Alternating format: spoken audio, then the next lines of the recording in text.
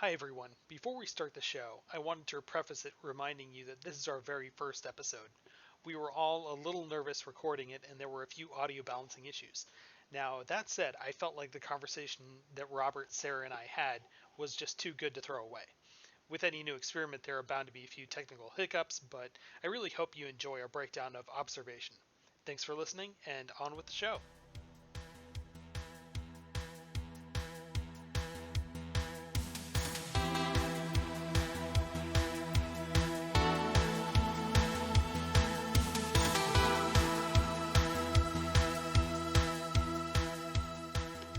What's up, Internet friends? Welcome to the first ever episode of the PlayStation Plus Game Club. I am your host, Kevin Garaventa, and this is a show where we pick one game off the PlayStation Plus Extra and Premium lists and break it down for your entertainment, information, and amusement. With me today, I have a good friend from the Kinda Funny Facebook group, Robert Fitton. Hey everybody, my name is Robert.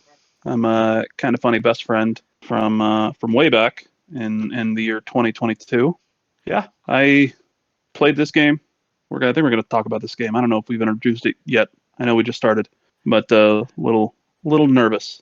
But Well, yes, yeah, of course, well, thanks, Robert, for being here. I think we're all a little bit nervous. I also have with me Sarah Amini. Welcome to the show. Hi, thanks for having me, Kevin. I feel like a little mini celebrity on a podcast. I'm Sarah. And yeah, I know Kevin from work. Fun. I'm glad that our other colleague dropped out last minute so I could play this game and rant about it with you guys. Oh, of course, yeah, yeah. So you very recently played this as late as this morning. So I really appreciate you rushing through it and playing it pretty last minute. But the Oh game we yeah, are it's fresh. talking about today is Observation. This game was something that I had played a couple of years ago, and then put it down and forgot about it up until very recently, and thought like, oh, I don't remember much of this game. I should come back and try it out. And I was quite surprised. So what we are going to do now is go through a short discussion in general, spoiler free, about the game. And then at some point, we are going to say, here we're going to start talking about the actual story of the game, what happens in it, what you see, what you do as a player. And we are going to go full spoiler all the way through it and talk about some of the really high points and low points of the game. But first, Sarah, is there anything that you would like to plug, promote, or just talk about in general that you're working on? Um, Totally out of left field, not related to any creative endeavors. I'm starting as a volunteer for CASA, which is a court-appointed special assigned advocate for youth in foster homes. So check it out if you're interested in any sort of way of helping kids. And yeah, just wanted to shout that out. It's a great organization. I very much recommend people looking into it. That's fantastic. I actually did some short volunteer work with them while I was looking for a job a few years ago. So that's a great organization. Congrats on joining that. Robert, is there anything that you would like to plug or promote? well now I feel bad because I was just gonna say, hey, occasionally I stream on Twitch, but yeah, Oh, it's please, not for the kids or anything. but It's just for please me do share that. being an Yes. idiot. Yeah, I occasionally stream on Twitch, Mr. underscore Hawks182. Mr. Hawks was taken by someone who never uses it, so that's cool. But yeah, very rarely, just kind of whenever I find a cool game that I just want to just sit down and play. It's mostly just gameplay and chatting. Oh, cool. Nothing crazy, nothing too intense. So Yeah, and what do you typically stream? typically like single player games, because I know a lot of people play, multiplayer games on there and they, get kills and, click heads and like Call of Duty and everything. I'm terrible at Call of Duty and any first person shooter, any sort of multiplayer game. I'm awful at it. I can have fun with it, but I'm just not good. But I love playing single player story based, very, very deep story games. So those typically I'll just hop on Twitch if I have one. Mm-hmm. And then it's like 5 hour sessions of me just playing through a game and not being great at it. But hey, video games, you don't have to be good at them to have fun with them.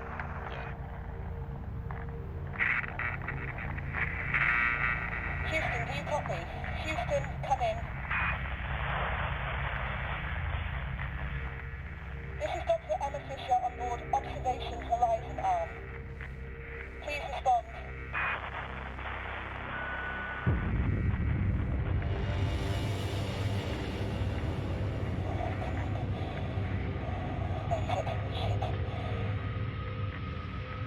We've had some sort of accident, collision or something, maybe. I don't know. The station is spinning, but I can't tell if we're falling towards Earth. I can't get a visual from here. Josh, Ailsa, someone, report in.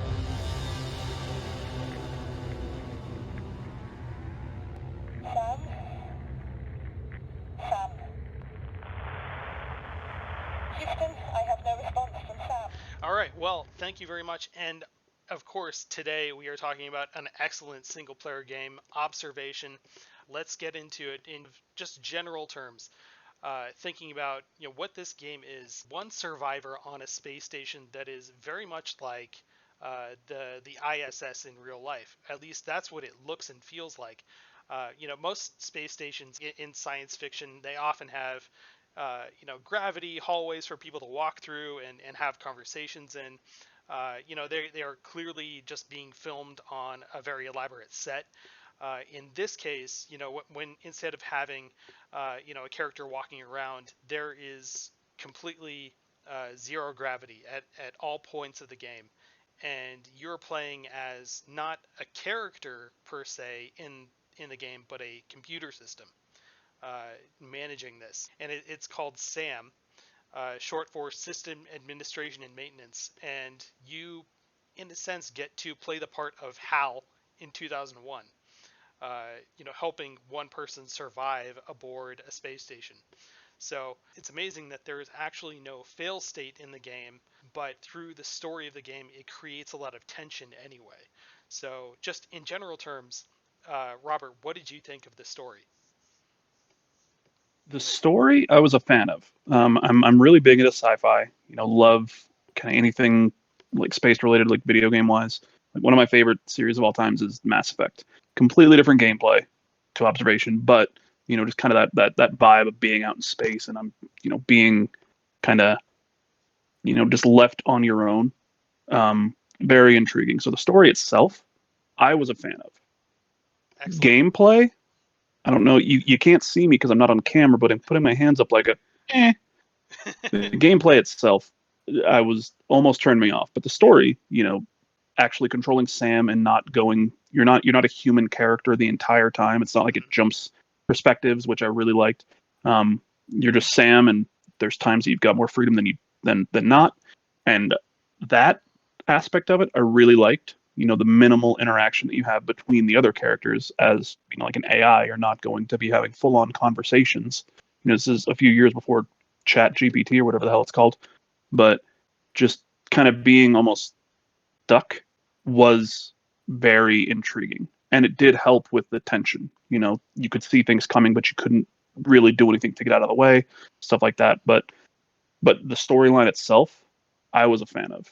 A lot of questions, but I think it's one of those types of games where you're going to leave it with questions as opposed to just, oh yeah, I know exactly what's happening. I know exactly where I'm at, and I'm happy. At the end of the game, Yeah. You've got questions, and you can kind of figure out for yourself what's going to happen next. Exactly. Sarah, what did you think of this? Yeah, I'm very much aligned with Robert in that I like the story. I think the foundations of the story were really interesting. And as you were talking, I was kind of thinking, during gameplay, it felt like the story was kind of underdeveloped. But given that you're playing as this AI system, it makes sense that you wouldn't really have any background as to like what's going on. You're just kind of thrown into the scenario and you get bits and clues of like, oh, there's like a scrap of paper that has some notes on it or an audio recording that'll give you a little bit of context here and there. So I thought that was really interesting and fun because more of a mystery. I'm usually not the type of gamer to like go around and try to read all of the little things or do the side quests and read up on the lore, but this game kind of almost forces you to do that so you know what's going on. And I thought that was interesting and really fun. But as Robert said too, the gameplay, I'm sure we'll go into this more, but as someone who's a more casual gamer, like I want to wind down after work, it was really close to me turning me off entirely from the game until the story picked up a little more about halfway through.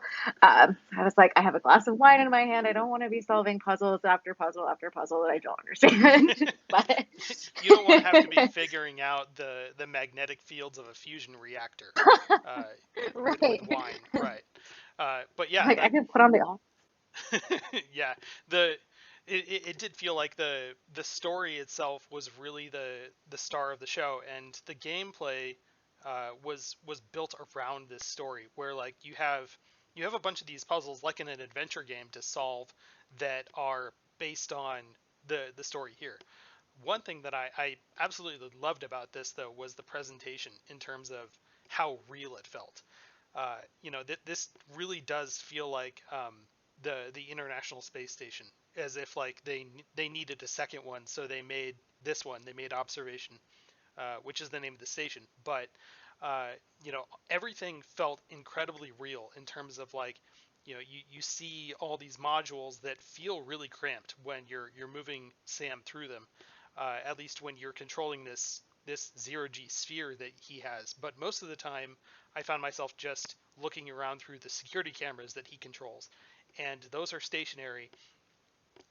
Having those to look through and move around, and just like the sound they make, the way they feel, the way that you can look at the map of the station in Sam's system, all feels incredibly real. Like these would be actual systems on a space station that we have in modern day. So, just the presentation in itself felt real. The story, I did feel like, yeah, it was pretty slow at the beginning, and it's difficult to just figure out, what it is that I need to do. Even in terms of just like regular gameplay, like, I forget every once in a while that I have to respond to somebody to then progress the puzzle forward. Did either one of you feel that way? Oh, 100%. 100%. Yeah, like I was, going back to what I said about the gameplay itself almost turning me off.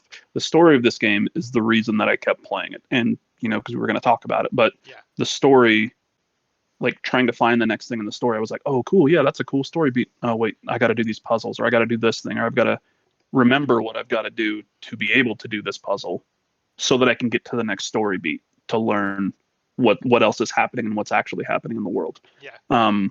Yeah, the puzzles, it almost, I think you said it best, where the puzzles were built around the story. It seems like this game wanted to be that kind of tension filled, alone in space, we're telling this story, Mm-hmm. but then they're like, but we have to have them do something. We can't just have like a, almost a visual novel type thing. So let's do some puzzles that are very specific to a space station, but not that specific, and not kind of I don't know the word, but very specific to this game, as opposed to, I'm a gamer, I know what a puzzle is, I know where to look. No, this is, you're in this space station, we're not giving you any clues, you've got to go find things. If you can't figure it out, I guess you're stuck. Exactly. Like you said, there's no fail safe, but you can get stuck and not be able to kind of move on until you figure this out on your own. Yeah, and like a true adventure game style kind of puzzle, like you don't even know what it is you're supposed to do. Like you don't even know what your goal is sometimes in these puzzles. It's just that you have to start clicking things or pushing things and hoping something happens. And that's part of the frustration when it comes to old style adventure games, but still I did find it intriguing at some points and really frustrating at others. Because these aren't typical puzzles that you would see in any other like puzzling video game. Like it's not a match 3 puzzle game, or like you don't have to play Tetris to turn the power back on in a module. It's something that feels like it was designed specifically for the space station itself.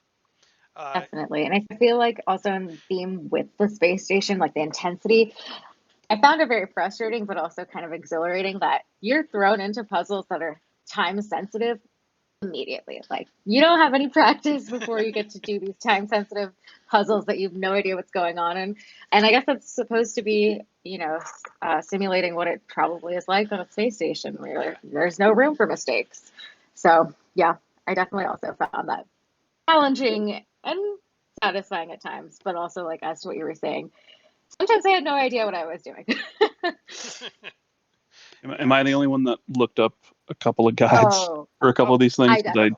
Absolutely. Like I 100% did. I found myself, at some points getting to that point of like, like this, I I think I know what I'm supposed to do, but there's nothing around. There's no context clues, Yeah. and I'm getting frustrated to the point where I'm, maybe I'll put it down for a bit, but I'm like, I think I'm close to the end. Let me just look up this guide to figure it out. And then you look at it and you're like, either A, that was so easy, why didn't I think of it? Or B, why the hell would I think of this?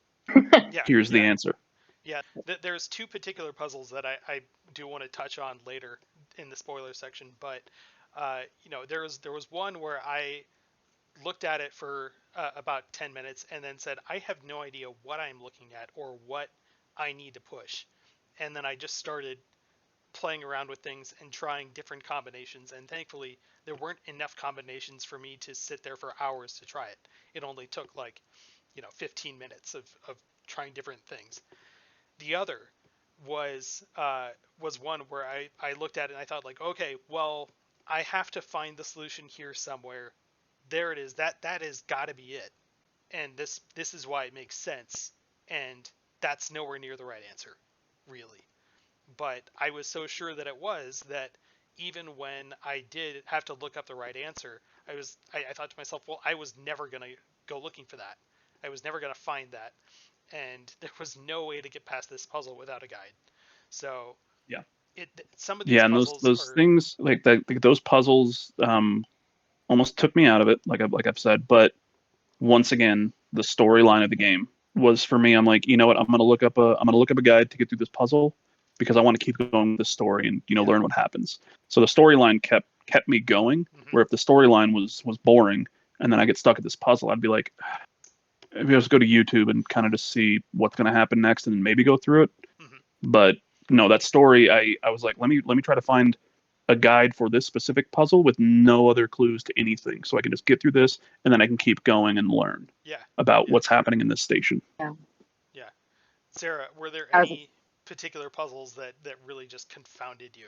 I know you were talking about earlier how wine didn't help, but do you? I think the time ones are really hard, and then I had particular trouble when you are, so as you mentioned, at times the AI Sam is in a zero gravity sphere.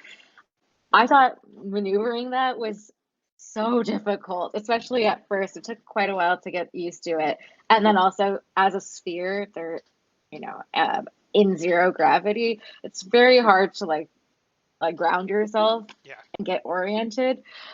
So trying to find clues and things in that state, I think, was just overall very difficult. Trying to think of like a specific. I don't know. There were definitely some. I'm already forgetting, and I played it last night and this morning. But there were definitely some where I was like, yeah, no, for this, I just can't. I need to look up a guide. And like Robert was saying, I'll stick with it for the sake of the story because I want to know what happens next. Let me just get past this one little hurdle. And after a while, I started to get better and better at figuring out the context clues and the puzzles, but it took like most of the game to get there. Yeah. And you mentioned something else where you would get lost very easily, and I did too. As small as this space station actually is, I still got lost all of the time. I figured out the actual geography of the station, but there were times even at the end of the game where I would realize, oh, I just went to the wrong room and this is not where I wanted to go, and I need to turn around and go the other way. And there's a certain element of the game that makes that even harder near the end. But we'll talk about that later. I think one, you saying like it's a small station and everything and you're getting lost. I think what the game does really well is the portions, the times in the game where you're in, this companion cube looking thing, and you're floating around. Like, yeah, the space station is small compared to the main character or like the human characters, but to you, just being this little sphere, everything seems so much bigger, and the game does a great job of making you feel like this small station is actually this massive thing to kind of maneuver around, and you get lost, which isn't inherently a bad thing until it's a bad thing. Yeah. but I don't, not to get too deep into it before we, jump into spoiler territory. But I think with being the cube, that's how I felt, because I would get lost too, and I'm like, how did I get here? And then I'm like, oh wait, I'm a cube. Yeah. I can take other routes that a human character couldn't take. Okay, Right. that's how that's what I've got to do. Yeah, yeah. So, judging from this, if someone were to want to know, should I play this game? Would you say that, if they have PlayStation Plus, is it worth their time? Or would you say, like, try it if you have PlayStation Plus? Or is it one of those games where it's like, you really just have to try this, and I wish I would have paid money for it? It's that good. What would you say? I'd say try it if you have PlayStation Plus. I don't think I would shell out the money for the full price. Luckily, it was discounted when we played. Yeah, and it's definitely not like, a long form game. It only takes like 6 hours. So, given that, I feel like it limits its value monetarily, but I think it's a fun game um, overall, and it was quite the experience. Yeah. Try it if you can. Yeah. What do you think, Robert? Yeah, I'd agree. If you've got PlayStation Plus, and I think this is on the extra tier, not the premium. Yeah, if you've got PlayStation Plus Extra, this is definitely a game worth playing. Like I said, if you find yourself getting stuck in a puzzle or something, look up a guide. I think I used one on, like, I want to say, like, the IGN. IGN had a guide for it that was very, very easy to just look at and be like, okay, I've got to do this for this puzzle. Cool. And I'm going to go on and do my own thing.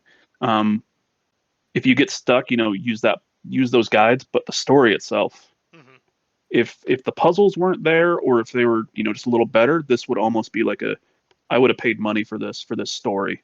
Yeah. It wouldn't be, like a $70 game, with it being, like Sarah said, about a 6 hour thing. It took me about 6 hours in one sitting to get from beginning to end. Probably would have been another hour or two, possibly, if I wanted to get the platinum, which I didn't. But yeah, if you've got PlayStation Plus Extra and you've got an afternoon with nothing else going on, yeah, you can do a lot worse things than play this game for a while. Yeah, and with that, I'd have to agree. I really did love this game for having it on PlayStation Plus, but I had bought it at a discount a couple of years ago and tried it then and thought, like, okay, well, this is all right for something, but for something that I had paid for. But if you have PlayStation Plus, it is a great weekend kind of adventure to try out. And the fact that it is only a few hours long really helps it, like, not overstay its welcome. So if you haven't played it now and you're listening and you want to check this out without spoilers, go ahead, feel free to pause it here and come back to the show because there is a lot we are going to talk about. So here's your final warning about spoilers, but let's get into it.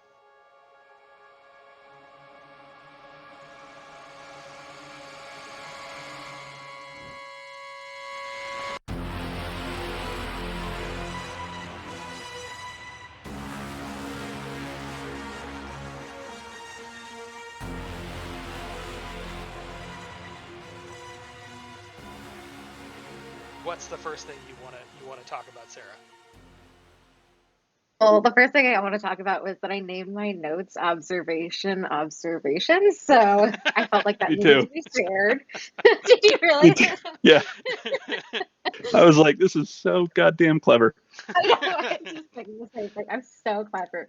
The first thing I want to talk about, I mean, it's hard to not want to just jump to talking about the end. I guess we'll start at the beginning. Man, I just got so disoriented and I was so mad from the beginning. Just like kept getting lost as we were talking about. And I think we mentioned briefly, I have in my notes specifically the right toggle is a bitch. Like, Oh yeah. it was so difficult. Oh my goodness. I kept getting stuck. The map was a maze. I don't think I ever really figured it out. Okay. Even at the end. Yeah. But I did a little. But all that said, I obviously finished it and I got through it. And it got better and better throughout the course of the game. And mostly the beginning of the game is kind of a blur. At this point, having just finished it, I'm stuck on the ending, which Mhm. really made the game. So one thing I Oh did yeah, the find, ending kind of ties everything up, which I mean ties everything up, not answers every question, but you get to the ending, you're like, okay, I'm glad that I got through the issues that I had to get here because this ending, I'm gonna be thinking about it for a little while. yeah, it's one of those Definitely. where I need to talk to somebody about, like, what did this mean? What do you think really happened? And compared to what we actually saw. So uh, we'll circle back to that. But one thing I thought was kind of clever was the game start screen shows a broad view of Earth, and that's not technically where the game takes place. You're not in Earth orbit when the game starts, uh, but somehow the space station has made its way to an orbit around Saturn, and it's never really clear what happened specifically. Uh, but just one person is left on the station, and that's Emma. And it's first of all, I love the way the game starts with her checking the radios and trying to contact anybody else on the station, and you just see that beam of sunlight swooping through the station as it's rotating. But it's never really clear what Emma was doing when everyone else disappeared and the ship just kind of drifted somewhere else. Was she asleep? Was it something instantaneous? It's really nebulous, and I feel like the rest of the Yeah. game goes that direction. So, like, did you feel that way? That like there just isn't a lot of information about what happened from the beginning. Oh yeah, from the beginning, you're thrown in head first, and what you said about like right at the beginning where you're hearing them talk about like, oh yeah, something happened. I don't know what's going on, but we're spinning. And then right after they say you're spinning, you see like the sunlight coming in. You're like, ah, damn, y'all did it.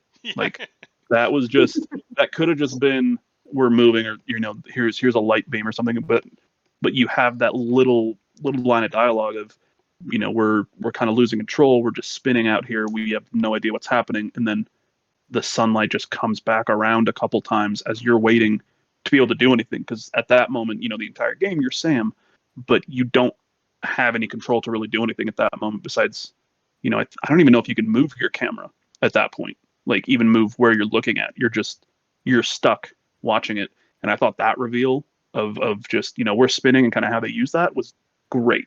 Yeah. Um, when it comes to, what Emma was doing and all this, by the end of the game, I kind of looking back at the beginning, I'm like, I feel like it was like an instantaneous blip, for lack of a Mhm. better term, that brought this ship here at this exact moment, and that Emma was the key. Emma was supposed to be the one to make it. If no one else did, it Hmm. was supposed to be Emma. Yeah. So I Yeah. feel like what she was doing, whether or not she was asleep or anything, um, was not, not really important to the story. Obviously, or else they probably would have told us.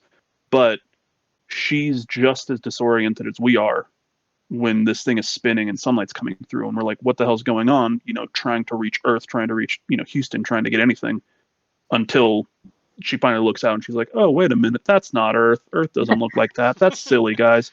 Um, but I felt as disoriented as she did, waking Yeah. up where you were. Yeah, and that reveal of when she actually does, get a hold of Sam and actually reboots him, and then there is that reveal of them being not outside Earth but in orbit of Saturn was really cool. It gave me chills when I saw it, because like you just assume that they're in Earth orbit because that's what she's talking about. As she's rebooting Sam, she's saying like we're knocked out of orbit, or like we're in Earth orbit still, but we've lost control. What's going on? We need to figure out how to get back in our correct orbit. And then that outer view is really cool, just because it's like, oh god, what really did happen here? The RU-ARM upper modules are badly damaged.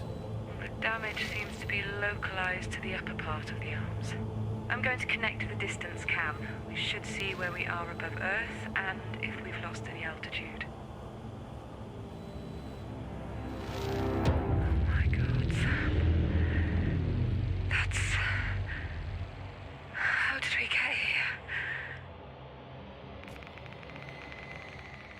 think they also really get you really early on with the message on screen. Bring her, Yeah. like insinuating there's some entity out there that's like. I thought it was like they hacked the AI, and you're playing as a hacked AI system at first, and I was like, okay, this is gonna be interesting. It'll be some corrupt AI. But yeah, I feel like the game took a little too long to get back to addressing that. But I thought it was a really good way to start the game to get you really hooked in and want to figure out what's going on. Yeah, and those bring her moments are really cool. Those are some of the puzzles that I really liked because those like Simon Says puzzles are like they're not asking you to repeat like words or phrases or numbers. They're shapes that you have to choose from, and I found myself to actually remember what I'm supposed to repeat back to it. I had to name those shapes myself. And I did too. yeah, and so Yeah, like same. I'd watch them and I'd think like, okay, it's going to be ricochet, stacks, orbit. Like that's the response that it has to be. And the game doesn't name these shapes for you, but or symbols, but you have to actually just remember like the 5 symbols that it wants you to repeat back to Yeah, I think probably your Ricochet was my Nike it. because it was like a backwards Nike symbol, Yeah. and I was like, I'd watch them like, okay, ledge, Nike, pyramid, Yeah. and then I got to a point where there were 2 pyramids, and I'm like, Yeah. oh, okay, Yeah. ledge, Nike, bottom pyramid. Yeah. I had the same problem with the 2 pyramids. I'm like, why am I Yeah. getting this wrong? I didn't even notice. Yeah. Yeah, I called Yeah, and it pyramid. was kind of a fake out because those were the only 2 that were like the same but slightly different. All the other symbols were almost completely different. Yeah. Yeah. And You know, but those 2, and I think like they put that in there to trip you up. And there's a Yeah. trophy if going through all of them without making a mistake throughout the entire game. Yeah. And I didn't get it because of that I know. goddamn Because pyramid. just that Same. one. Yeah. Yeah. And those moments, like when you're interacting with this entity that is, representing itself as a hexagon, it's really creepy when you've got the volume turned up and this thing is almost like it's shouting at you to try and get you to respond. I think so. I think it really nailed its intended effect of like just making me feel on edge. Yeah. I felt kind of like I was in a movie theater with the sounds with like specifically Christopher Nolan films where it's really loud all of Yeah. a sudden and then quiet and then really loud. It was very like off-putting, but in a like I think it was on purpose and it worked. Of course. And then like when you get it right, it gets closer and it creeps closer to you, and then Yeah. you do it again and it creeps even closer. And that just like it made me very worried for what was going to happen next. So Mhm. those were great. I loved those puzzles and those sequences. But Yeah, especially that like the first time you see that and you see the symbols come up and you're like, what the hell is this? And then you see the prompts come up and you're like, I assume I've got to follow it, and you Yeah. do it, and then it gets closer and you're like, maybe I wasn't supposed to do that. Why is this thing getting closer? It should be getting farther away. yeah, And you kind of have that little bit of dread coming over you that like, oh, the more I do this, the closer I get to this thing. And then you do 3 or 4. Most of the time it's 3, and then it's like, awesome, and then it just leaves, and you're like, what the hell was that? yeah, yeah. And then it just comes up again later, and you're like, is this like what is this? What's happening? And Yeah. that first time you're like, I don't know if this is an enemy, if this is something that I'm gonna have to, like thinking in video game terms, I'm like, is this gonna be a boss that I have to fight later or something? But no, you do a few of the Simon Says puzzles, you're confused, and then it leaves. Yeah. And then you're floating around. I also like I don't know if either of you kind of realized or figured out why the Simon Says puzzles appeared when they did. It felt really random throughout the game for me. And then, like you mentioned, Robert, it just disappears and you move on. It's like every once in a while this entity wants to contact Sam. It still just creeps me out every time.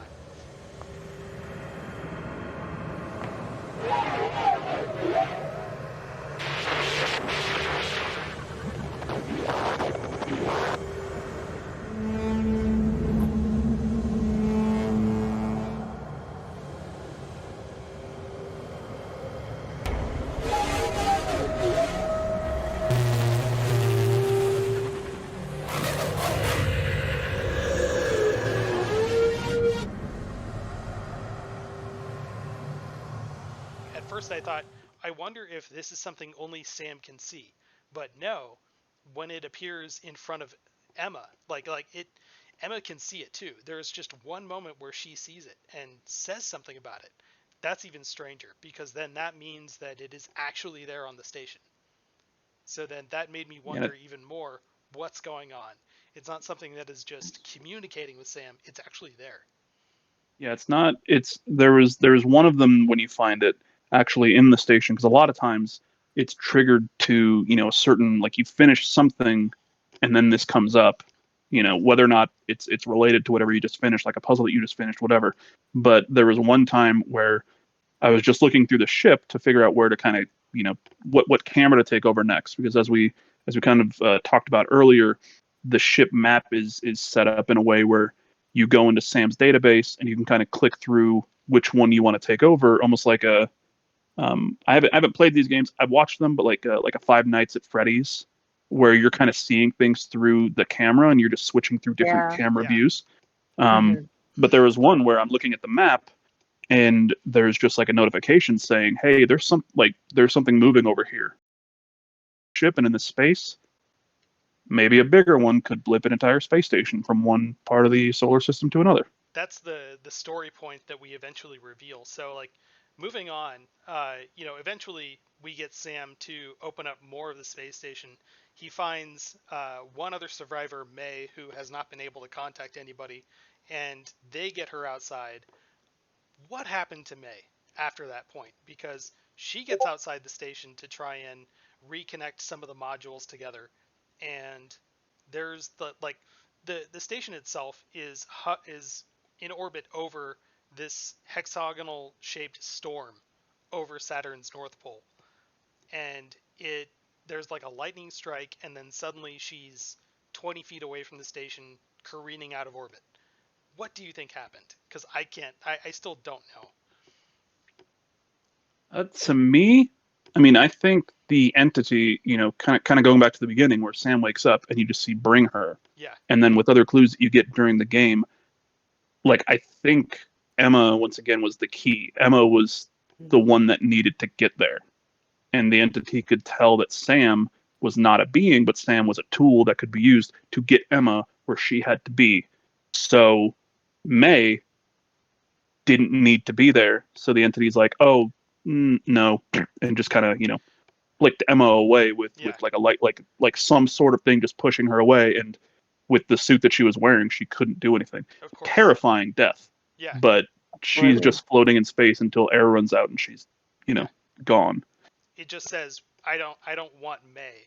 I want Emma, and get rid of May. And that's crazy. And like, you don't even see it really happen. There's just a flash. Right. So yeah, it's just a flash that just pushes Emma away, where she loses her grip and she just starts. And it's not like not like when you see other like movies where somebody gets blown away and they're flying super fast. No, Emma or May kind of lets go and just starts floating away, but you can tell that she's helpless and she just can't get back. Yeah. And one of the things you said about the hexagon storm that I thought was just like a nice little visual is that the one place in the ship that you can see the storm is through this kind of window looking down, and the window, like the border of the window, is that hexagon. And it's just, so the storm itself is a circle, but then when you're looking through it through this window with this hexagon, you're like, okay, so did they, obviously like the developers did this on purpose, but like, was this whole ship and everything built around this entity and to get this here at this moment? Or because the ship itself is shaped as a hexagon. The mainframe is a hexagon. And like there are hexagons all over the game. And like, was this intentional to the engineers that made the station? That's a big question. Oh, it seemed like it almost was, especially when you get to the point where you move on to the second space station and talk to Jim Elias and, learn more about that mission that he was on that Emma had never heard of and was really confused about. Where only Jim really seemed clued in at all, and he didn't know very much, where I guess whoever was on Earth set up this mission to just get them there and just see what happens and not really inform the crew as to what's going on. So it seemed like there was some intentionality behind it, but I don't think anyone that we actually like encounter in the game knows what that is or what's going on. Yeah. And that mentioned... reveal. That's when the game got really good.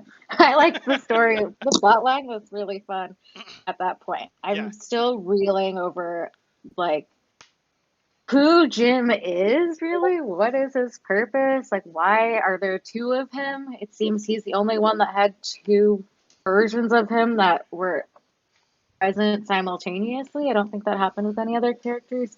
Well, like, here's... Why?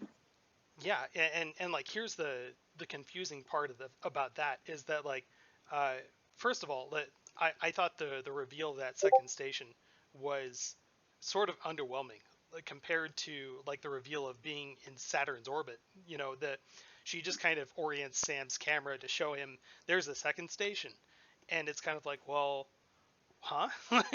What, can you explain that further? Yeah, Emma doesn't seem to react to it as like, there's a second station here around Saturn. She's just like, oh, cool, they got my message to come rescue me. It's she like, thinks it's a rescue. Dude, you're around you're not where you're. It's not like you're around the corner of Earth. Yeah. You know, and they got here. Like, why aren't you confused that this whole other station is just all of a sudden here? But I think that is, if I remember correctly, and it's been a long time since I played the game, about 7 days. If I remember correctly, that's after she interacted with the entity for the first time, and she kind of woke up, and you could tell that something kind of in her mind almost woke up, because she definitely felt more like almost relaxed, and she was like, I learned about this, or I saw this. I can't remember the exact line of dialogue. So I'm wondering if that plays into her being like, oh yeah, there's another ship here. That's normal. We told them we needed help, and they're here. She is definitely a little bit more subdued, or in a sense, like, sluggish. Like, she's kind of drowsy. So I kind of agree with that. I get that feeling. And then when they do board this second space station, which, mind you, neither one of these space stations have any sort of propulsion on them that could get them all the way up to Saturn. So you do have to wonder, like, how did they get here?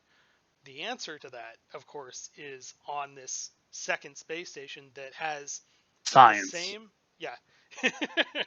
it has the same crew that she had, the exact same people. It's just that different things happened to them, like they were from a parallel dimension. So somehow this station got pulled there too, and on the second station we find files that provide an explanation to what it is they're doing there, along with, Sarah, you mentioned Jim, and I started wondering, you know, you get to meet Jim, you get to read these files which say that they found this signal which had them map certain stars that all, like, pointed to one specific point called the event point, and they had this station, orbit Earth and then drift toward the event point, which was nearby, and they wanted to see what happened. Not clearly, but I think what happened was they get to this event point and it transports them instantaneously to Saturn's orbit. So they knew that the engineers that built the station knew what they were doing, but only Jim, of course, in true sci-fi fashion, only one person aboard the space station knows what the real mission is, and gets everyone else killed. So that reveal, like, once you figure out, Jim was in charge. I don't know if you guys have ever played this. There's this little indie series called Fallout, and in Fallout, they've got these things called vaults. Most of, some of them are normal, but in most of the vaults, there's an ulterior motive to what's going on. There's an overseer who's tasked with this mission. Get all these people in the vault, and then we're going to do experiments on them to figure out something like this. So that reveal of Jim being the one person who's like, yeah, we need to get to this point, and something's going to happen, but everyone else has to stay hush hush. I can't tell anybody. Like, that reveal, I was like, oh, cool. They made a space vault. Yeah. Why? Sarah, what did what did you think about that reveal that Jim was essentially like Ian Holmes' character from Alien? He was the one that knew what was going to happen. I don't know. It was interesting, especially as, that character goes back to the original ship that you play in, and feels like, oh, they're going to rescue me. I did my mission. And then they're actually like, nope. And then the entity was like, you need to kill him now. I wonder to what extent the entity was just orchestrating all of this and Oh, of course. planning all of this all along. But I don't understand why it was necessary, because I know there's all these clues as to what, like Jim killing everyone else on board of his ship, including Josh, which it seemed like Josh came from the ship that you start at as a game, or as a player of the game, somehow found his way to the second station and still got killed. I don't know. Possibly. Sorry. However, when you, as Sam, get to meet Josh for the first time, he says Jim killed the doppelganger. Is Josh talking about Jim killing Jim's own doppelganger? Oh. And is the Jim that's alive on the second station even from that second station? Or is that a third Jim and he's invaded this second station?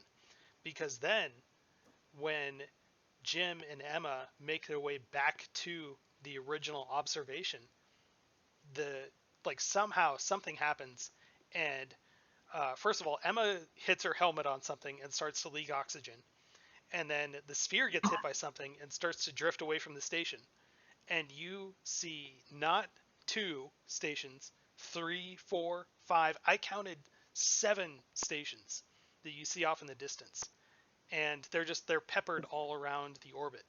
And that was one of those moments where I was like, oh my god, there's a 3rd station, there's a 4th, 5, 6, oh my god, 7. And that was another great reveal that just let you sit in silence of seeing that there's not just 2 parallel dimensions happening here.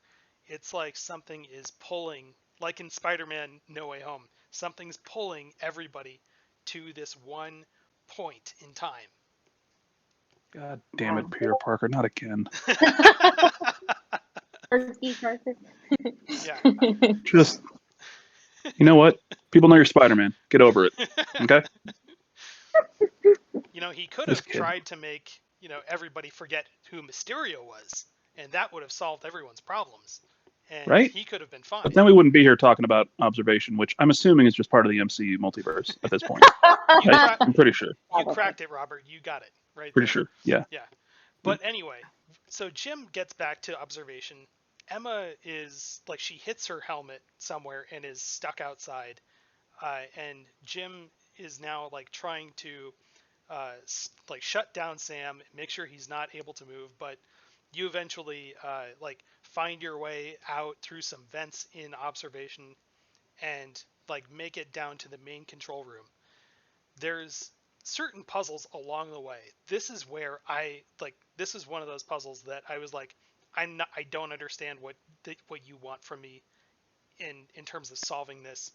I'm just going to strong arm it, and that's the circuit board puzzle. Do you remember, either one of you remember that one? That was one of the most frustrating puzzles that I had.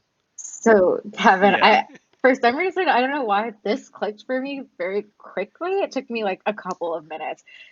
Basically, that whole diagram is just to throw you off. It has no useful or meaningful information whatsoever. The number that's associated with each code is literally just the number down on the list is in that sheet or that document that you're shared. So, I think Delta was the first one on that sheet. So, Delta 1, that's the code. Gamma is 7. That was it. Yeah, I don't know. That's one of the ones that I was I was looking at that diagram too. I'm like, okay, I mean, I see a 6 here that goes that I'm following it to this thing that says 4. So maybe I got to do the 6 and then that the 4 and do those numbers together, and did nothing. And then I was like, maybe that's not it then. And I tried a few other things, and then I was just like, fuck this, I'm gonna look it up, and just got the code, put it in, and I looked. That was one of the ones where I looked at it after I was done, and I was like, there is no way that I would have gotten this Of course. without some sort of guide. Yeah. And if we can go back just a little bit to when you're on the first ship for the first time, there is the other puzzle that really got me was the fusion generator thing. Oh, yeah. Was that what it was? Yeah. Where you had to use like magnets to get kind of a circle of energy or whatever into a certain position, but there was nothing that at least that I found, that was like, oh yeah, it's got to look like this, so do this. So I thought I was doing it right, and I was like, oh yeah, this whole like pulsating orb is within this containment circle, so why isn't it working?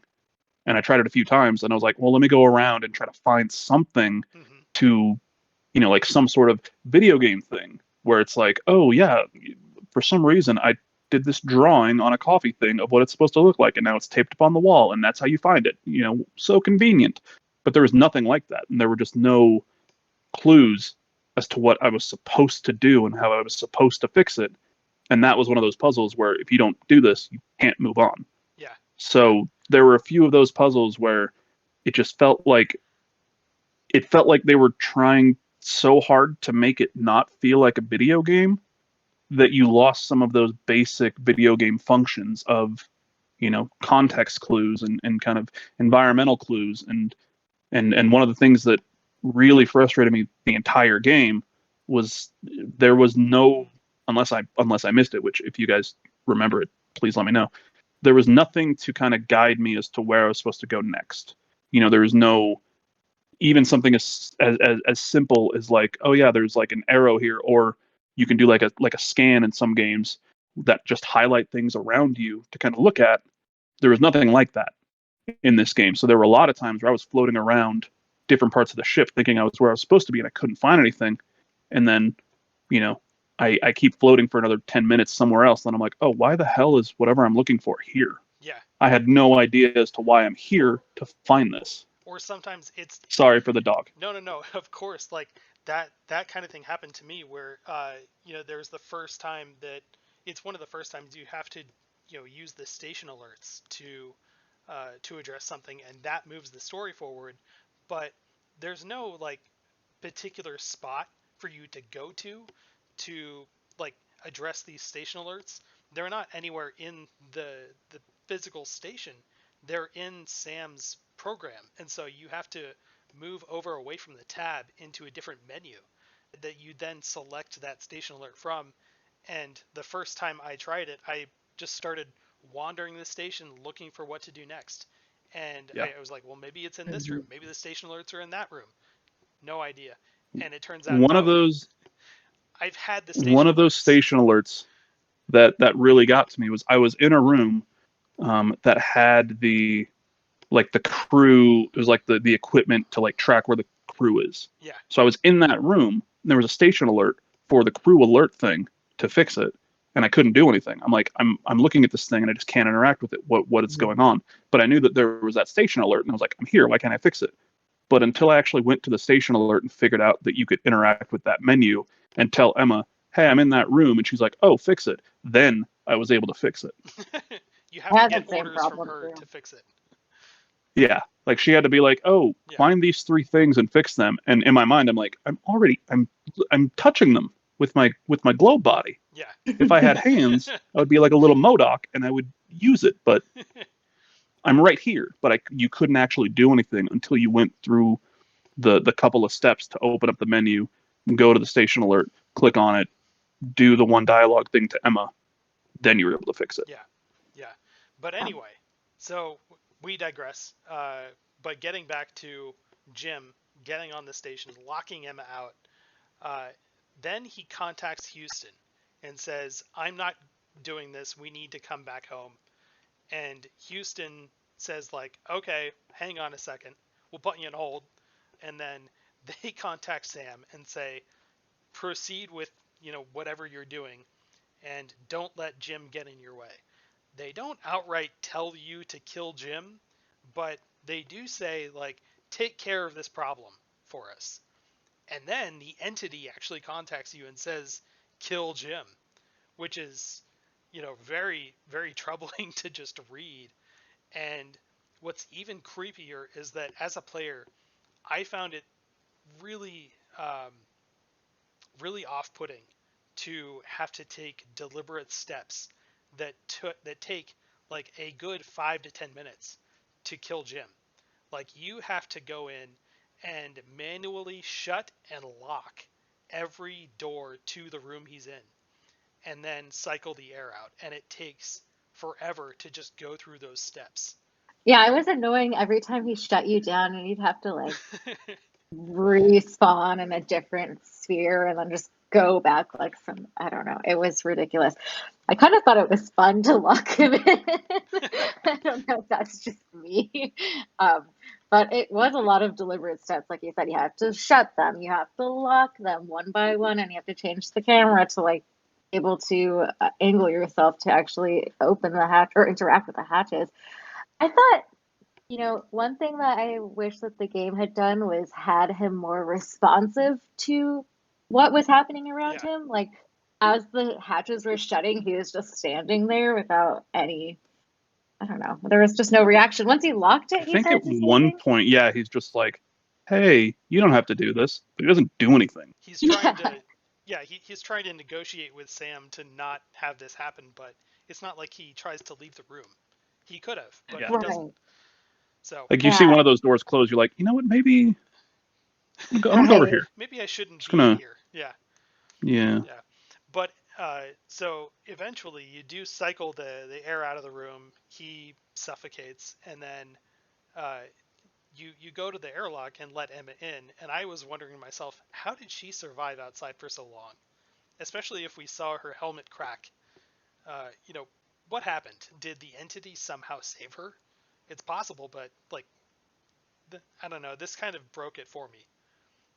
Well, when she initially got locked out, I was like, okay, so we've seen now that we've got one ship. We've got another ship where I'm pretty sure you read something that says Emma's dead. Yeah. And then as you're backing out, you see all these other ships. So I was like, oh, so my Emma, like Emma Prime, is gone, but I'm gonna have another Emma come to this ship, and keep it going as she's the main character. Oh yeah. But her coming back, once you open it up and she comes back, her personality is even more subdued, and she's like, "Yep, now thanks for letting me back in. We need to go do this thing." Yeah. Um, but stepping back really quick to the kill Jim portion, I had something pulled up here and I wanted to get your guys' opinion on this. The 3 laws of robotics, set of rules devised by science fiction author Isaac Asimov. First law: a robot may not injure a human being or through inaction allow a human being to come to harm. Does that apply to how Sam took out Jim?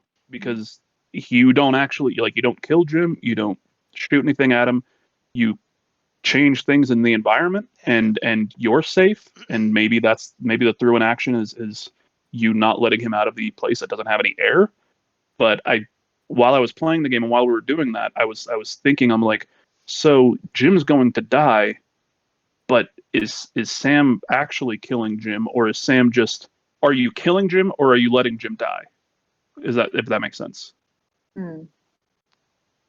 I would think that it does apply that first law of robotics. It does say like he would be allowing Jim to die, so allowing harm to come to him. But it doesn't mean that Sam has to have been programmed with those laws in mind. It could have been part of his programming to just be like, well, I've been ordered to get rid of Jim in any way possible. This is how I can do it. This is the most efficient way to do it. Exactly. It seems also like Sam's personality, quote unquote, is adapting with Emma's, such that like whatever this entity is, like those like tentacles, that weird black ink that I don't think we've really touched on yet, but it seems to be like a manifestation of the entity, the hexagon. It seems to be infecting him too. So maybe it's not that he was programmed to do any of this, that he's like just changing, or he maybe is being hacked or something. But I don't know. And didn't they mention Jim mentions it, so, unreliable narrator there. On the first ship where you get Jim 2 and bring him back to ship 1, he mentions that Sam went crazy and killed everybody or something. Yeah. So I wonder if our Sam and our Emma were the only two that were, you kind of get that vibe at the very end, but they're the two, like they're the chosen two that have to be here and have to be able to get through all this. Yeah.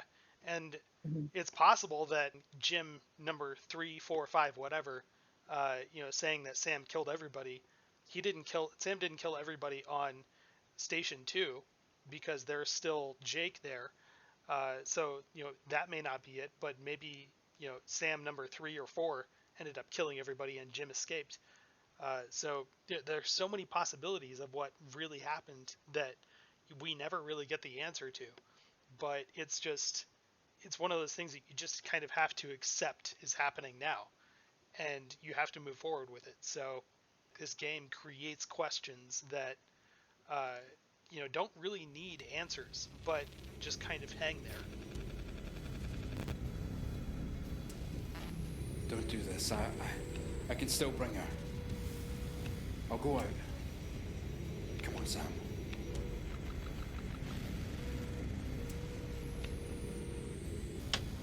Shit.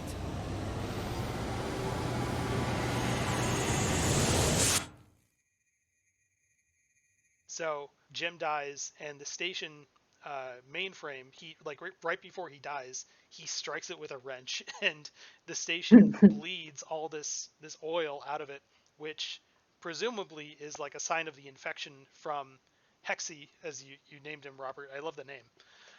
It's a phenomenal name. It's going to be a good Assassin's Creed game too.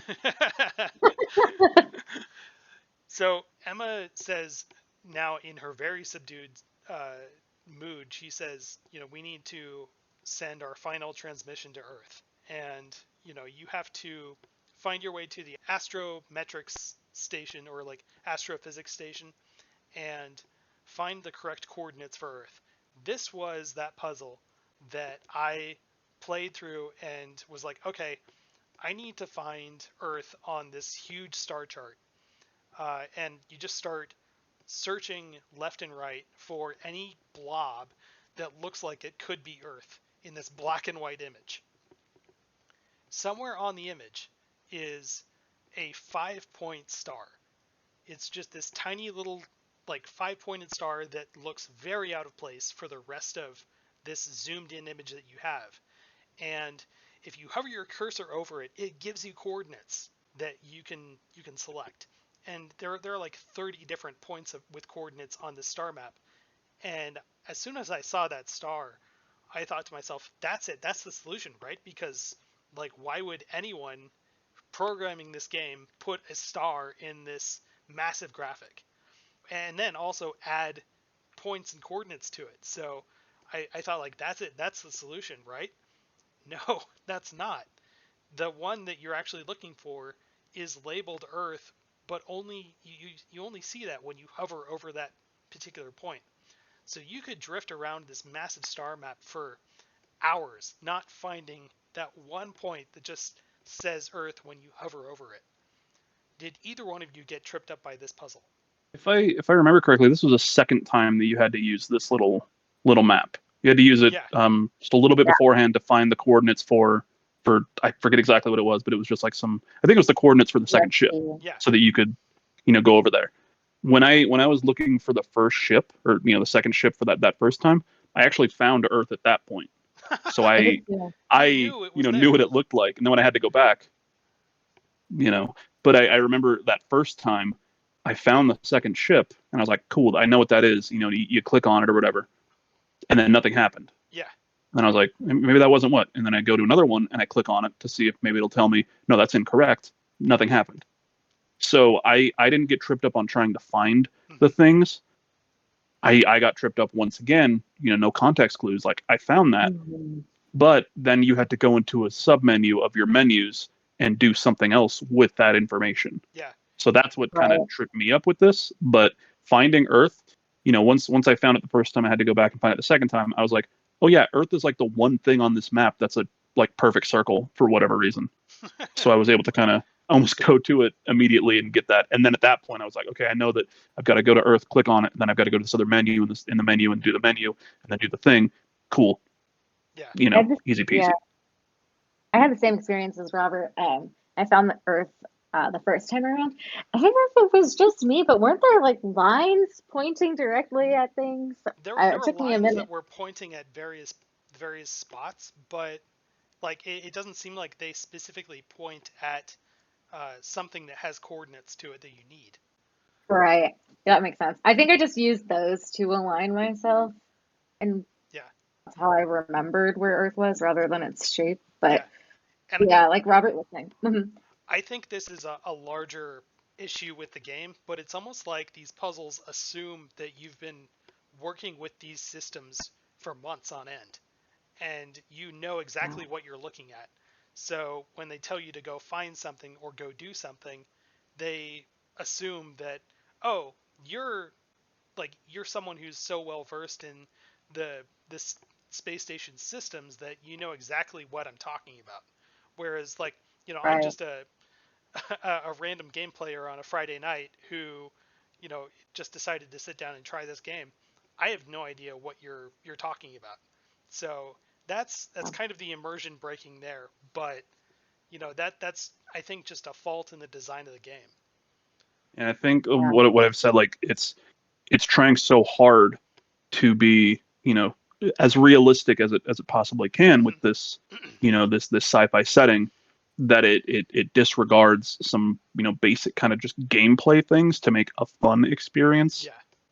Just there's, like I said, a lot of, you see a lot of games where you're like, oh, there's a puzzle, I need a clue, and then there just happens to be a note taped onto a Right. wall that somebody wrote at some point. Yeah. And even in this game, there were a couple of those. There was a little bit before where we're at now, you had to get into Jim's computer and you had to Mm-hmm. find the code, and then the code just happened. He had written the code onto a sticky note and put it on the back of the computer. Yeah. So there were times in this game where it had those. So then when you get to a puzzle like this last one, or any of them that we got stuck on, you're like, okay, well, I mean, it did that once, so I should be able to find something around here, and then it's just not Right. there, Mm-hmm. which Yeah. made it more frustrating than just no clues anywhere. It set up this expectation where you would find those clues sometimes and then expect to continue finding them. And then obviously you don't always find them. And then it's just like you wasted so much time. Yeah, I understand that frustration. Yeah. And also with like the, going back to like the immersion breaking and the map, it was like Robert, you were saying, it was so unclear that you were supposed to go from the map, exit out of that, then open the other thing, open this new tab on the operating system, and then I don't know. I was like, what am I supposed to be remembering here? I wrote down the coordinates in case it like didn't automatically transfer, which I guess it did. It was hard to Yeah, know I took a what to picture of my TV with my phone. I was like, I'm probably gonna need these numbers. Yeah. Yeah. do. Yeah. Okay, so eventually she does send that transmission to Earth. They decide like, okay, we need to crash land in the middle of this storm on Saturn, and I feel like it really should not be that easy to decouple parts of the station away from itself. It was so easy to do that.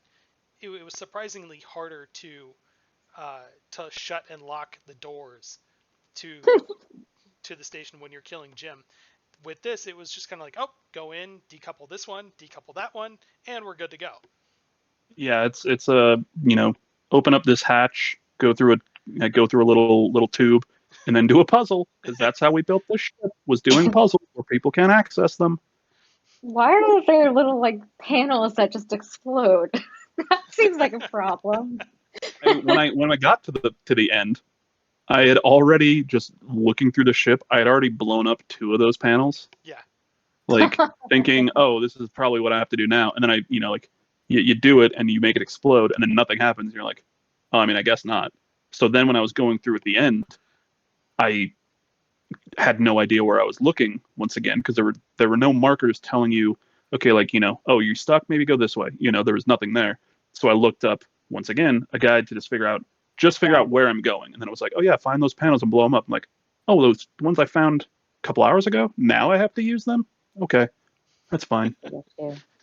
Interesting that you could blow those up ahead of time, but going back to, towards the beginning with the station alerts, you couldn't start on those early, which I would have tried to do those early too. I don't know. It was Yeah, interesting. yeah. And some of those seem kind of pressing. It's like, hey, we should address some of these. You Yeah. know, can we talk about these now, or should we just no? Okay, let's take To care of ask the hydraulics in this one room instead. So first. it's very very strange how they like force you to Look, do I some know of that your this. friends are missing, but the DVR is unplugged, and we're losing so many episodes of Friends. Oh Let's gosh. go over there. Let's do real quick. Let's do that, and then if we can find John or James, whatever the hell their names are, whatever, it's fine. Yeah, yeah. I'm sure they're fine somewhere. The other thing, just kind of going off on that, Emma's supposed to be in some sort of romantic relationship with one of the guys that they're actively trying to find, but there's never much of a. The only time there's ever any concern was when they start looking for him in the station two. But then that's just abandoned very quickly too, and she just keeps on going on. Like, Yeah, oh, guess he's not here, Yeah, or he's dead. I wish that yeah. was The only explored a little more. the only thing that you kind of get, and that whole subplot, if you can even call it that, like that whole bit of information, if you're not reading through a bunch of the other, like a bunch of like the files and everything, you wouldn't even know that. So then when they met and she just leaves him to die, you're like, oh yeah, I mean she barely knew the guy. But if Right. you read yeah. a few of those logs, then you're like, oh yeah, they had a thing, I guess, at some point, and they wanted to start it again, and blah blah blah. You just Hmm. almost have that little bit of subtext to it. Yeah. But But by this Um, point, is she like caring less and less about it because she herself is being infected by whatever the entity is? Um, yeah, right. because this is is after like the second or third time that you see Hexy, and yeah, her mind is starting to kind of kind of come to go. grips with what's going on, or at least be taken over. So yeah, she sees her lover almost die or whatever, and she's just like, I got to get back to my ship.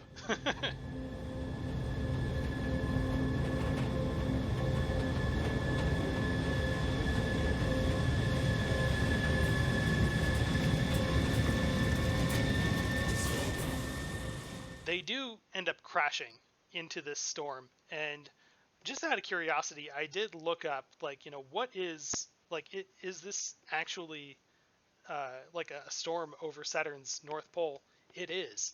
There is an actual hexagonal shaped storm over Saturn and the North Pole, and Um, like there are theories about like what this really is and how this is created. One of the most plausible ones is that there's just like a differential that is wide enough in the speeds of the winds there for it to create this odd shape. It's been recreated in labs, and it's kind of like, well, here's an interesting explanation, but you can actually see pictures of it uh, like it's spooky. on online, and it's kind of weird looking, and it's very alien looking.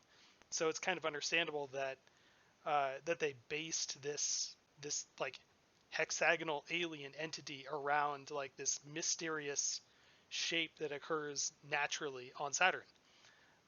But that's just a small tangent that I It's really thought cool. you might find interesting because like it's real, it's there. It's just that they've taken it to a very science fiction, very creepy direction. So When I yeah, saw the storm on Saturn, in my mind I was like, oh yeah, that's a real thing. And now I'm thinking of it. I'm thinking of the giant storm on Jupiter. yeah, the red spot. So the entire time I was playing, I was like, yeah, that's a real. I've seen pictures of that in magazines and stuff. Apparently not, but it's real. So Spooky. I feel silly. Yeah. That's the big thing. When they crash, you know, you no longer are able to control Sam at all because he's not in zero G anymore, and there are no like stationary cameras for you to look through. But Emma does pick up the sphere that he is in, carries him, you know, a few feet away and over some rocks. You see a couple of other versions of Emma that have not survived the crash, and that was like just one of those moments where it's like, okay, like this is definitely like an Into the Spider-Verse moment again, where it's kind of like, all of these other dimensions are crashing together, and I'm reminded that, like, oh, we're not just like, we're not in our own dimension now. It's not like in Spider-Man where, like, he's pulling everybody to his dimension. Our Emma that we're watching is just one of those people that has been pulled somewhere else, and that's what the event point was, I think, of like, we're gonna get everybody into this one existence or instance of our reality that Hexy exists in, and he's trying to pull somebody to him to make contact, and the Emma that we're watching just happened to be it. And there was, I don't remember. I think it was close to the end when you're looking through like Sam's database Yeah. on the first ship when it just does a bit more exposition. But there was one of the tabs or like one of the articles or whatever, one of the pictures was essentially like a picture of Earth from space, and there were just kind of lines, from all around, and the lines all came into this. The lines all met at this one spot, that I'm assuming now, was the event. What do they refer to it as? The event point. So you had all these different lines that intersected along this one place that, thinking now, kind of looking back afterwards, you're like, okay, so for observation one, our observation, we had to get there going this way. But then in this other dimension, they have to, they enter it going from this way, but then this other dimension, and everything met up to that point and kind of went from there. And once they were all there, once kind of they all aligned almost in their different dimensions, they were all then brought to this final dimension in this Saturn where Hexy's at. Yeah. Yeah, and I know that Emma mentioned something like as you're walking past the other dead Emmas, she says something to Sam about how they just didn't make it, or I don't know if it was they didn't make it or it wasn't their time, something like that, which kind of suggests that they too like fulfilled their purpose by going there to die, and that was the end of it. And it was just the single Emma that, like, once everything else was aligned, it was like all set up for her to meet up with this Hexy. But then you see the end when I don't know if you noticed on the last Simon Says puzzle that there's like a bunch of people in the background, like it's silhouettes of people that just keep popping up. I don't know what you thought that was about. That was freaky for me. Oh yeah. So you walk past all the different Emmas, and like you said, like I want to say she mentioned something like, it's not their time, or like they were too early. So Yeah. to me, that's like I said, Emma, Sam are the key. Mm-hmm. It just happened to be, our Emma and Sam, or else the game would be boring. But Hexy, has been trying to get this key to this planet at this time, and has failed over and over again. And probably, just thinking of it, has been bringing all of these Emmas in, and okay, this one doesn't make it because Josh on the ship kills her.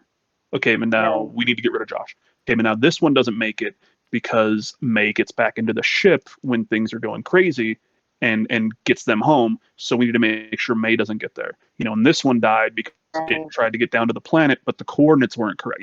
Just learning as it went to then finally get this Emma here.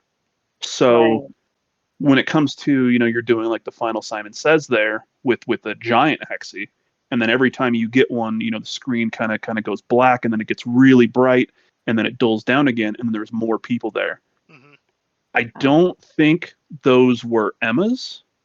I don't but I either. do think that they were other, maybe other people or other beings from some either other Earths or other planets that were also brought into Hexy to kind of, get this enlightening type thing. And you're seeing more and more of these because you're accepting it more, and they're kind of coming out of the woodworks to kind of everybody coalesces in the center. That's interesting. Or like when I saw it, I thought to myself, are these other Emmas that have made it? And because there's there's an infinite number of dimensions for them to pull from, of course there is going to be an infinite number of Emmas that have made it and an infinite number of Emmas that haven't. And so you're just seeing like a smattering of Emmas that have made it to this thing. Or it's just compounding all of space and time together to create this kaleidoscopic effect where you don't see other Emmas, you're just seeing yourself like in a mirror, like repeated over and over, like you could see in the game Portal, like where you just see yourself over and over and over. I almost wondered if it was like when it started panning out to show all those other hexes, that somehow each of those maybe Emmas or like and people that showed up were each tied to one of the hexes, and there's an infinite number of hexes, and there'll never be like cease to be a need to keep trying to bring people to Saturn, to the Yeah. storm, to just keep tying them down. I don't know. It's spooky nonetheless. Oh yeah, And it's then, definitely like it definitely drifts into like sci-fi horror yeah, by the end there.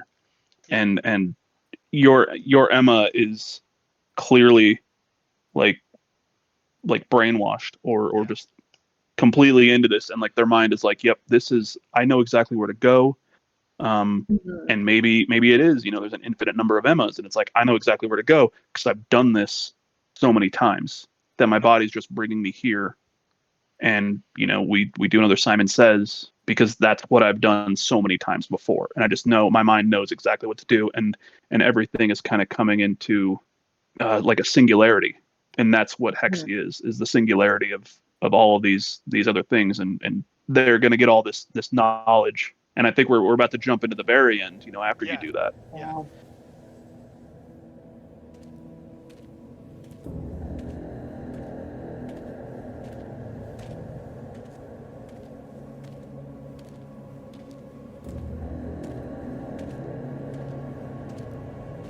Others are trying.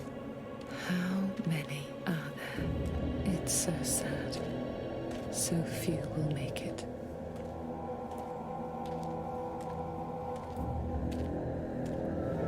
There it is. That's where we're going, Sam. I've seen it.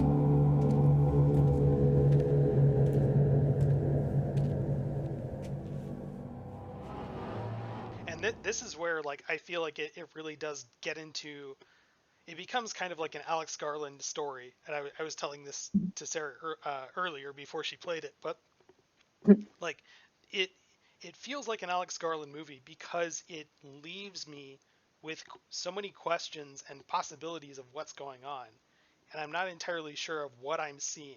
From the beginning it says bring her, and then now like what has happened? Has she gone into Hexy and become part of it, and also had Sam become part of her, and now they're merged together and transported back to Earth? What has Seems. happened here? Like, is she hallucinating in like like somewhere inside Hexy, or is she over like back on Earth? And is she now infecting everything with that same black oil that we saw come out of the mainframe? Like, I thought of it as like your last point, right? Where yeah, I think she went through Hexy. She was holding Sam when she went through it. So I guess that might have been why they merged it together. And if we're thinking that the reason they like ended up in Saturn was because Hexy teleported them, what's to say that Hexy didn't teleport them back to Earth? yeah, But now they have this weird black oil poisonous characteristic that they brought back with them. Maybe that was the plan of Hexy all along, is just to poison everything with whatever its influence is. possibly. And then now it says bring them, so it wants everybody, not just Emma. It wants everything. That's the plan for invasion. And then after the credits roll and everything is done, you get back to the front screen of the game, and now there is a hexagon hovering in Earth orbit. Did you notice that? I didn't stick Yeah. around that long. Yeah. As I gotta record. I think it's very clear, all right, that the Saturn that Emma and Sam are on is the Saturn from the universe of the Mass Effect 3 synthesis ending, where humans and robots become one, and then she gets back to Earth, and now she's Commander Shepard. Anybody else get that? Or I is it could see just her me? being Commander Shepard. That would be great. Yeah. No, but all like part the way that I viewed it, nothing about what Hexy was doing the entire game, outside of you need to get rid of Jim because Jim's in our way. Everything seemed to be like I need Emma here for this thing. Mhm. So I didn't get the idea that Emma was brought back to Earth to control anything. To bring them as opposed to kill them was, in my mind, I'm like, okay, this thing is trying to kind of enlighten everybody with its, with the knowledge of everything. Now you have it. I'm going to send you back to where you came from so you can bring it to your people. Yeah. And then probably at some point we're going to come back to Saturn and, hang out, and I don't know, maybe we'll have a concert. I don't know, maybe Bruno Mars is still alive. I don't know. But it's more of a kind of get all of your people on your planets on the same page, and whether that's a form of control or not, you can kind of think of it that way. But I didn't get the vibe that, okay, yeah, we're sending them back so that we can come and just fuck shit up. What did you think, Sarah?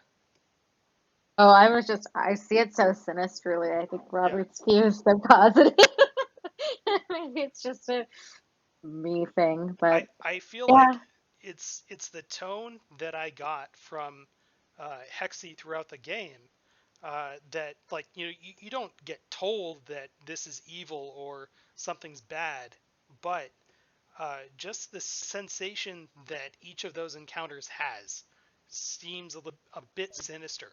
So when she shows up back in the park, in front of a bench in a tree, and reaches down, and suddenly everything gets covered in something black and dark, like it does make me wonder, oh, this is probably a bad thing, and I wonder what happens next.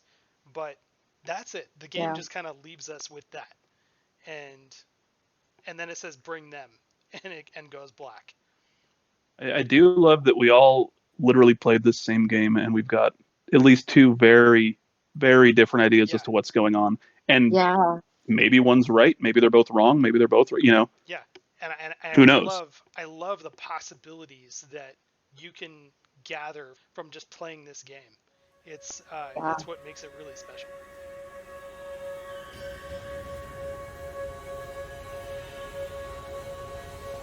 I'm really here with you, aren't I? How do you feel, Sam? Different. New.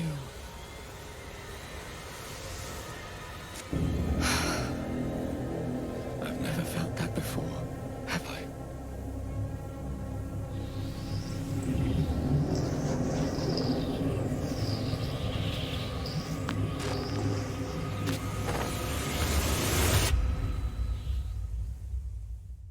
Any final thoughts about the game's ending in general?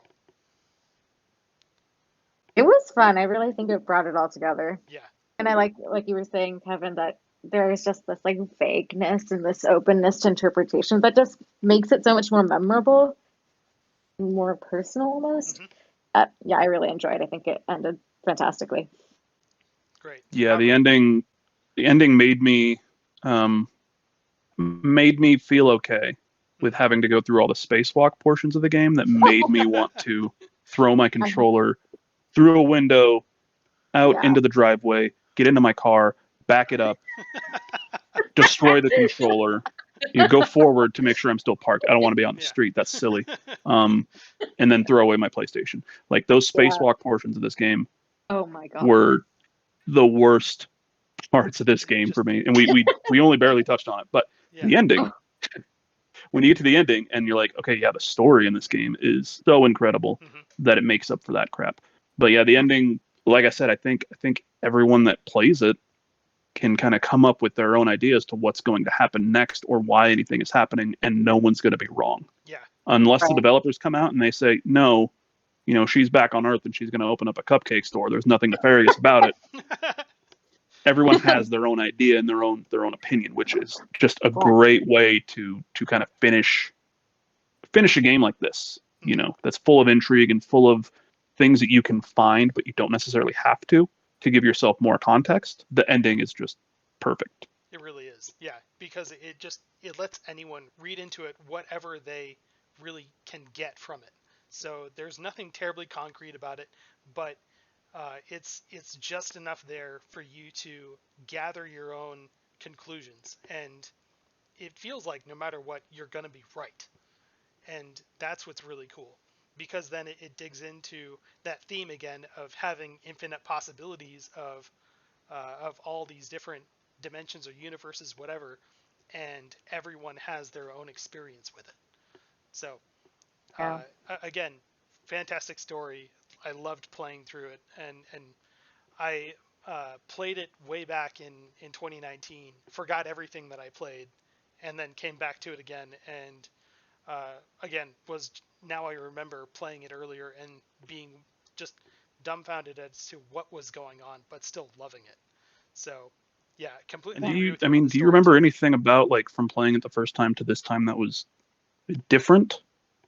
Like, have they made any sort of, like, improvements or any changes, any patches that you can think of? Not really that I can tell. Like, I'm almost certain that they haven't patched out any of like the bugs or issues with like animations, because every now and then Emma's animations will jump 90 degrees. Like, she was supposed to turn 90 degrees, and she just automatically orients her character and goes that direction.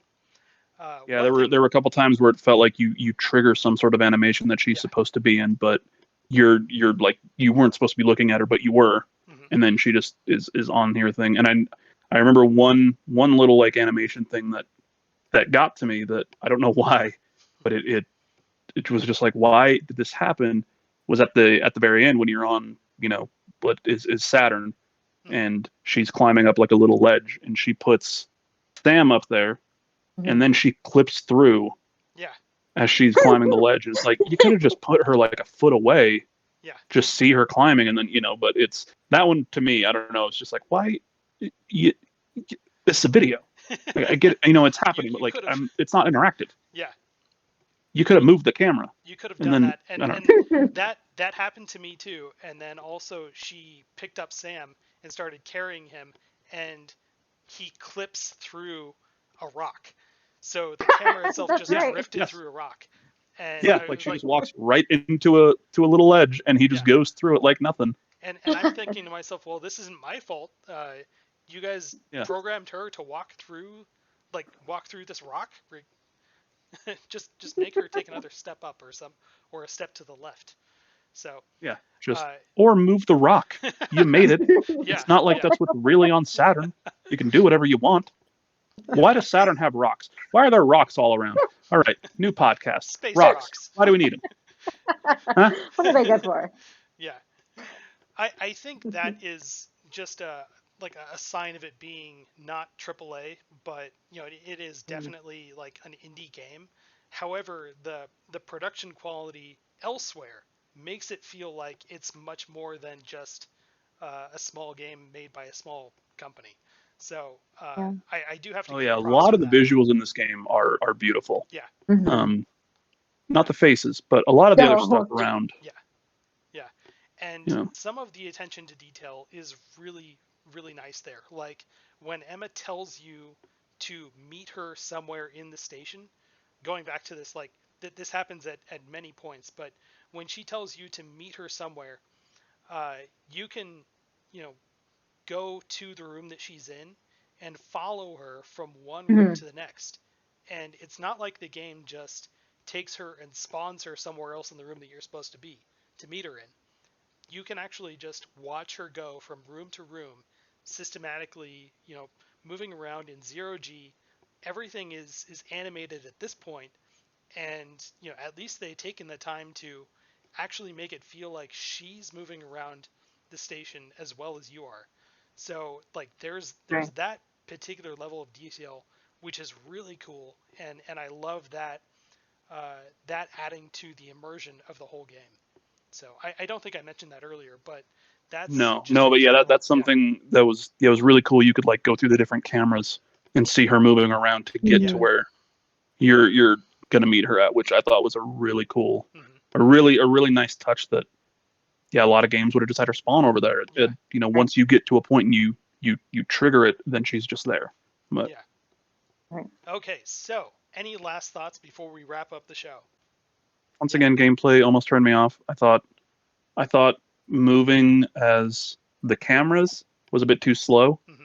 but then at times moving as the orb was a bit too fast. I just wish that there was like some sort of happy medium because I looked into the settings to like change the sensitivity, but the sensitivity only affected one portion. So I was like, oh, I need to make the sensitivity higher so the camera can move a bit quicker. But no, it only affects the camera when you're the orb. Yeah. And I think just some of the controls could have been tightened up that way Mm-hmm.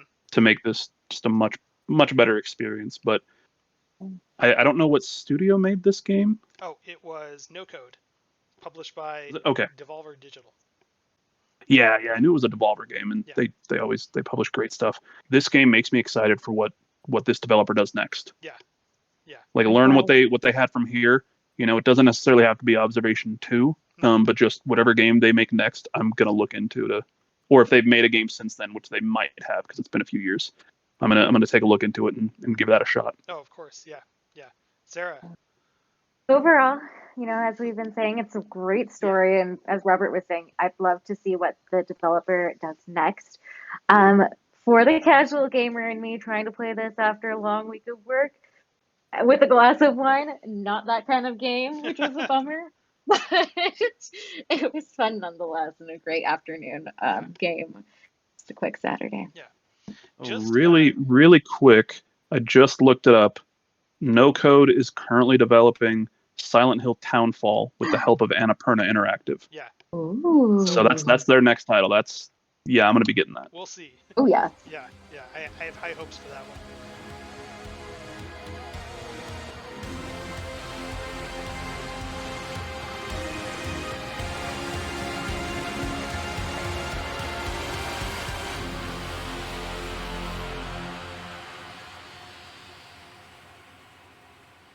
This portion of the show is the actual book segment.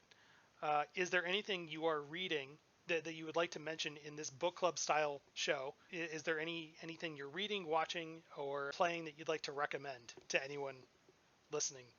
Oh, sure. I'm super late to the game, but I've started the Dark Tower series by Stephen King. Oh, that's slowly fantastic. working through this. Yeah.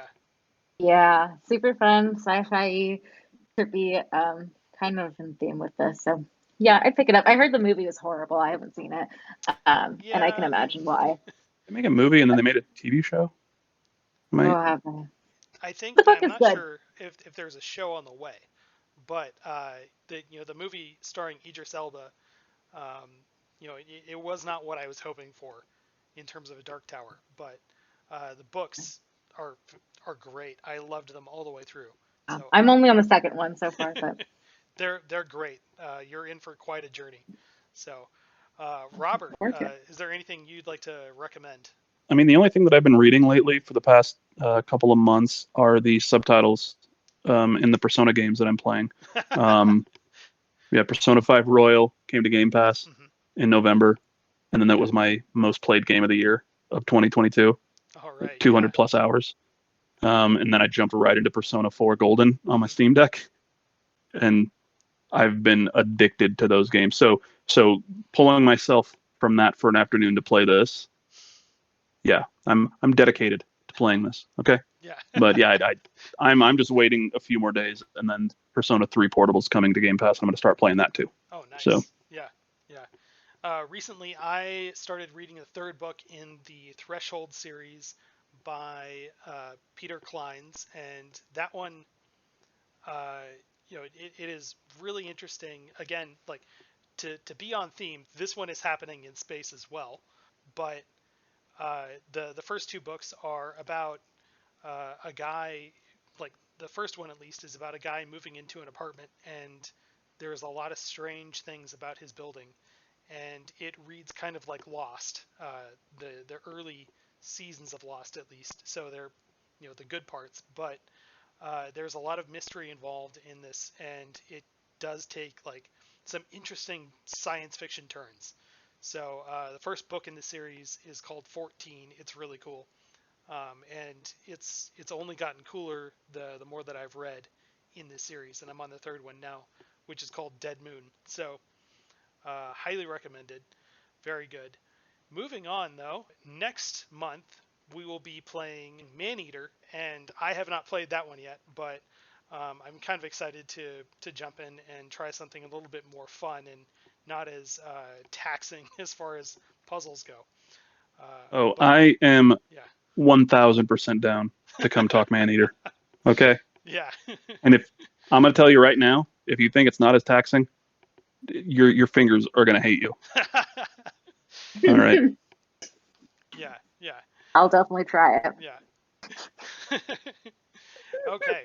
Would you like anyone to follow you on Twitter or Facebook, any sort of social media?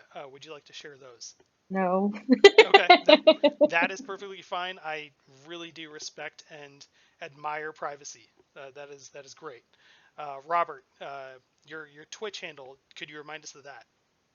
Yeah, Twitch, Mr. Hawks HOX 182 on Twitch. Yeah. On Twitter, it's Mr. _Hawks. If you want to see dumb posts about music and soccer, I'm gonna be honest, it's all Chelsea. Yeah. It's all Chelsea Football Club that I post about. So. Yeah, and for myself, you can find me on Twitter at the Portland Kevin. However, I'm on there only about once a month, messaging other people. So I am also on Hive at just Portland Kevin.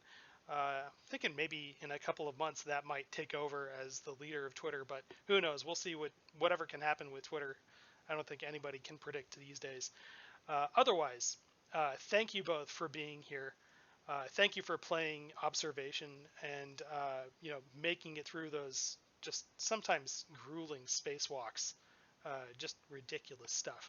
But They were so bad. thank you also for sitting here today for the better part of a couple hours and talking Observation. Thank you, Kevin. Thanks for having us. Yeah. Thank you, Kevin. Yeah. Thanks, Sarah.